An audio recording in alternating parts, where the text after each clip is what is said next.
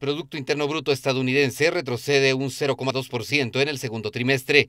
La Casa Blanca y muchos analistas creen que deben tenerse en cuenta más criterios que el crecimiento para un diagnóstico concluyente de esta situación. Y efectivamente pareciera que estamos ante una situación complicada de la economía estadounidense. Sin embargo, hay señales mezcladas todavía en cuanto al comportamiento norteamericano. El mercado laboral está mostrando resultados en Estados Unidos de cierta fortaleza, lo cual hace pensar a muchos, entre ellos a la administración del presidente Biden, que es posible que la economía norteamericana esta vez se libre de la constante histórica. Entonces creo que por de pronto hay que ser bastante prudentes y analizar esto en un contexto más amplio, en el contexto global, donde claramente hubo una revisión hacia la baja en las proyecciones de crecimiento global. Recientemente el Fondo Monetario rebajó su tasa de crecimiento global. La teoría dice que 2 trimestres consecutivos de crecimiento negativo en la economía de Estados Unidos significan que el país ha entrado en recesión, tras una contracción del 0,4% en el primero o un 1,4% sobre una base anualizada, el trimestre más débil desde el comienzo de la pandemia. El decrecimiento puede ser visto de dos maneras. Puede ser visto como decrecimiento respecto al trimestre anterior o decrecimiento en términos anualizados. En este caso, el decrecimiento trimestre contra trimestre es un decrecimiento minúsculo, inferior al 1%. Y como bien decía el doctor Maúl, hay señales cruzadas. El mercado laboral en Estados Unidos está en franca expansión, ¿no? Ellos tienen un ritmo de generación de empleos anualizado de más de 4,5 millones de empleos, 370,000 empleos mensuales. Entonces, si bien es cierto, técnicamente la economía norteamericana lleva 2 trimestres donde redujo su tasa de expansión o incluso tiene una tasa de expansión negativa, ello no significa necesariamente que vayamos a llegar a una situación de crisis. La economía ha vuelto a contraerse entre abril y junio, con 0,2% y un 0,9% en la tasa anualizada. Técnicamente se podría afirmar que el país ha entrado en recesión, pero la mayoría de los economistas recuerdan que el informe de la Oficina de Análisis Económico del Departamento de Comercio presentado este jueves es solo una instantánea, no un diagnóstico concluyente, que los árbitros de las estadísticas, o sea, los expertos de la Oficina Nacional de Investigación Económica, tardarán meses en completar, fijándose en muchos más criterios que el PIB.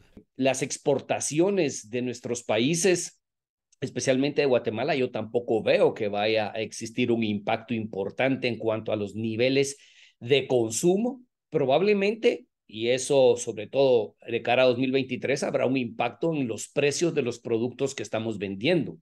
Pero ahí también hay que entender que la recesión en Estados Unidos, como bien decía Javier, es una corrección natural que se tiene que dar a excesos que hubo en el pasado. Los economistas habrían aumentado sus previsiones para el segundo trimestre después que un par de informes gubernamentales mostraran un déficit comercial más estrecho y ganancias en inventarios el mes pasado. Pero el consumo privado, motor de la economía, aumentó entre abril y junio a un ritmo de 1%, una desaceleración con respecto al periodo anterior y por debajo de lo previsto, 1,2%.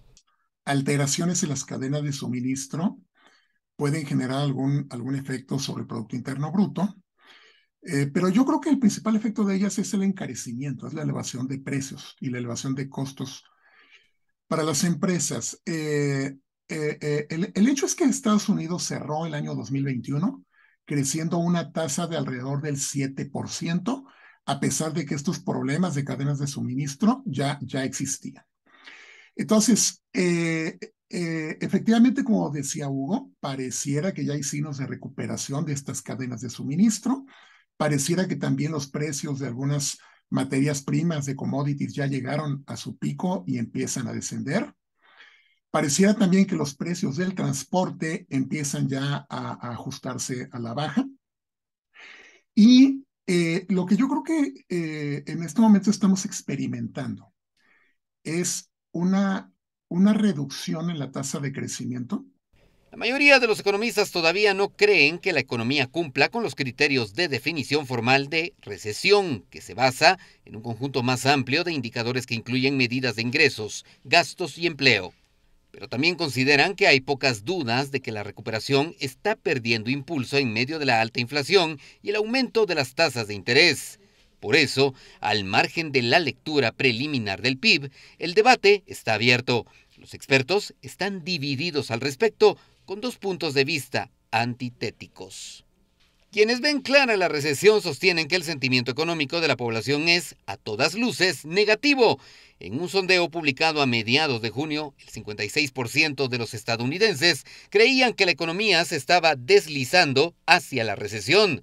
Pero todo este movimiento, ¿en qué se traduce para Guatemala? Si nos movemos a la economía guatemalteca, los últimos indicadores que tiene de la marcha del consumo de los hogares, las inversiones de las empresas y las tasas de crecimiento sectoriales, además de las tasas de crecimiento de corto plazo de la economía, lo que muestran es que la economía guatemalteca está creciendo en todos los sectores y en todas las dimensiones alrededor del 4%. Entonces, una micro y pequeña empresa, ¿cómo incorporar lo que sucede en la economía norteamericana a su día a día?